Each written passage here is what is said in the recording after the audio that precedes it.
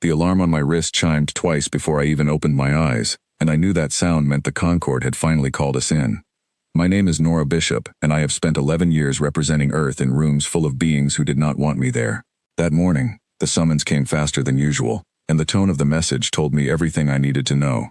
This was not a request. This was an order dressed up as a formality. I walked into the Concord chamber with my uniform pressed and my hands steady, though my chest felt tight the entire way. The room was built for grandeur, tall pillars of pale stone, light falling from no visible source, and delegates from a dozen worlds seated in a wide circle that made every human who entered feel small on purpose. I had been here before. I knew the trick. It never stopped working completely, no matter how many times I told myself not to let it. The Draloth ambassador rose first. His skin shimmered faintly blue under the chamber light, and his voice carried the practiced calm of someone who believed he already held the winning argument. "Commander Bishop," he said, "thank you for coming on short notice." I did not sit. I stood in the center of that circle because standing kept my mind clear, and clarity was the only weapon I had brought with me. "You made it sound urgent," I said, "so here I am." He folded his long fingers together. "It is urgent. Humanity's growth has become a concern shared by every member of this council. Your fleets expand faster than any species in recorded history. Your weapons research outpaces our ability to monitor it. Frankly, Commander, you frighten people." I kept my face still, though inside something old and tired stirred awake. "We frighten people," I repeated. "That is interesting. Coming from the same council that called us 11 times in the last 6 years to clean up messes none of you wanted to touch." A murmur passed through the chamber, quiet but real. The Draloth ambassador's composure did not break, but his eyes narrowed slightly. "This is not about the past," he said. "This is about the future. The Council has voted. Effective immediately, Earth is to halt all fleet expansion, submit its weapons research for shared oversight, and accept Concord supervision over any further contact missions. This is for the stability of the galaxy." I let the silence stretch before I answered. I wanted every delegate in that circle to feel the weight of it. "Supervision," I said slowly. "You want to supervise us." "For everyone's protection," he said. I almost laughed, but laughing would have given them exactly the reaction they expected, so instead, I let my mind travel back, just for a moment, to the reason any of this mattered at all. 4 years earlier, the Velkari colony on the edge of the Brune Expanse sent out a distress call that every allied fleet in range ignored. Their world was being overrun by a swarming organism that adapted to conventional defenses within hours. The Draloth fleet, stationed only 2 systems away, retreated without engaging. The Sinai Armada, closer still, cited treaty restrictions and did nothing. It was a single human battle group, 17 ships under Captain Daniel Marsh, that broke formation, entered the system without authorization, and held the line for 6 days until the colony could be evacuated. We lost ships, we lost people. Daniel himself never made it home. Nobody in this chamber mentioned that when they praised galactic cooperation. Nobody put his name in their reports. But every single one of them had accepted the safety his crew bought with their own hands. I looked at the Draloth ambassador and decided it was time someone finally said it out loud. "Do you remember Velkari?" I asked. He hesitated, just barely, but enough. "That was a difficult situation for everyone." "It was a difficult situation for us," I said. "We were the only ones who showed up. And when it was over, your council thanked us privately and criticized us publicly for acting outside diplomatic protocol. That is not a fair characterization. It is the only fair characterization," I said. "Let's talk about the Halvorn mining stations. 3 years ago, an entire sector lost power when a solar event disabled every automated system in range. Sinai engineers said repairs would take 4 months. A single human maintenance crew, 12 people, rebuilt the grid in 11 days, using parts scavenged from wreckage nobody else wanted to touch. You call that dangerous ambition. I call that the only reason 40,000 miners are alive today." Another delegate, a tall Ilvex representative with pale eyes, spoke up from across the circle. "Commander Bishop, no one denies humanity's usefulness in crisis situations. But usefulness is not the same as restraint. Your species innovates too quickly. It unsettles the balance we have maintained for centuries." I turned toward her, keeping my voice even. "Balance," I said. "Is that what you call it?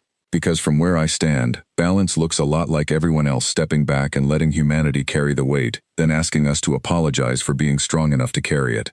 The chamber went quiet in a different way this time, the kind of quiet that comes when people know they have run out of easy answers. The Draloth ambassador tried again, softer this time, as if softness might work where authority had not. "Commander, We are not trying to diminish your contributions. We are trying to prevent a future where humanity's power becomes uncontrollable. Uncontrollable, I said. That word again.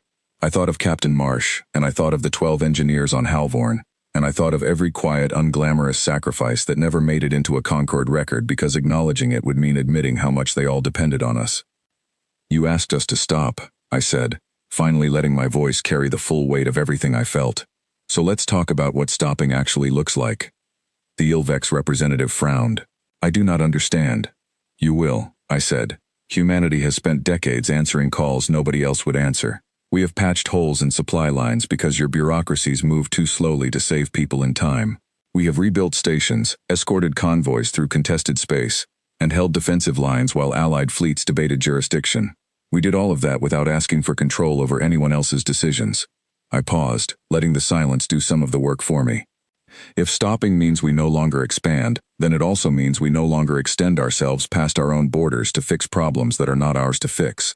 If stopping means submitting our research for approval, then it also means we no longer share breakthroughs that saved 3 different species from famine in the last 2 years alone.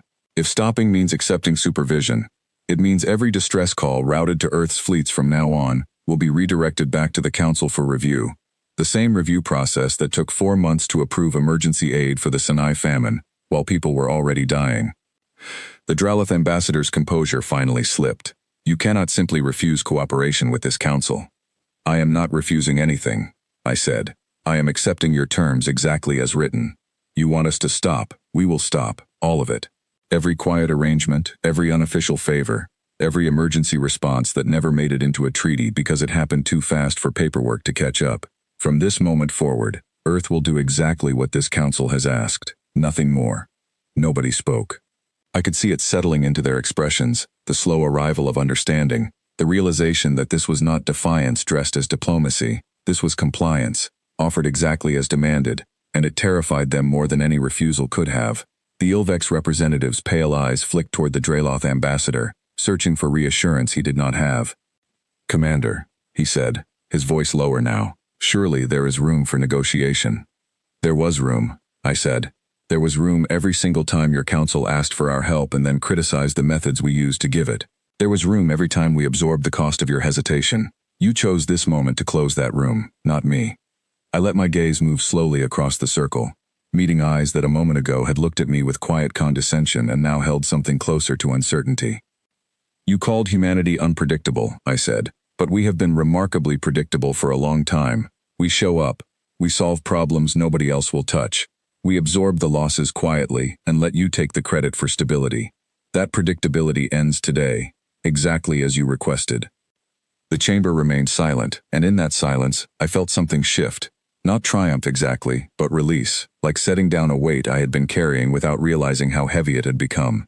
The Draloth ambassador finally spoke again, his voice quieter than before.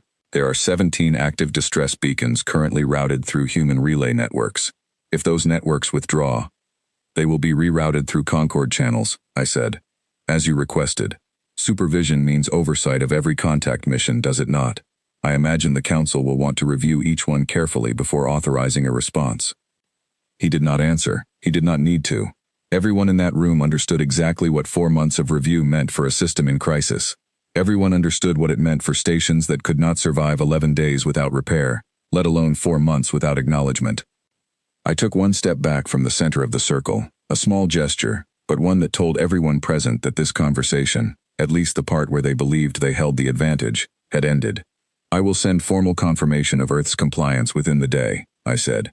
All expansion will pause, all shared research will be withheld pending your approval process. All contact missions will defer to Concord oversight before any response is authorized. You have my word, and unlike some council decisions, my word does not require 4 months of deliberation to mean something.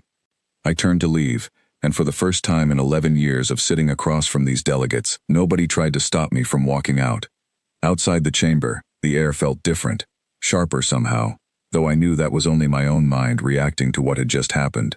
I walked down the long corridor toward the transport bay, and I thought about Daniel Marsh, about the 12 engineers on Halvorn, about every name that never made it into a Concord record because their sacrifice had been too useful to acknowledge and too inconvenient to reward.